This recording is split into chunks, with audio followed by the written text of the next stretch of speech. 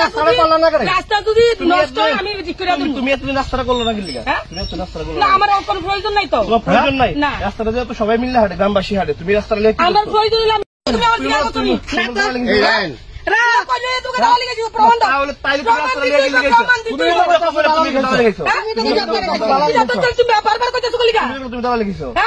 তুমি মুখ কথা কইলে পাও, তুমি তো কইলা প্রমাণ দিতেই পাও। তাহলে তুমি কেন আইছো রাস্তাটা বাড়ি করে আমার কাজ লাগবে, তুমি আমি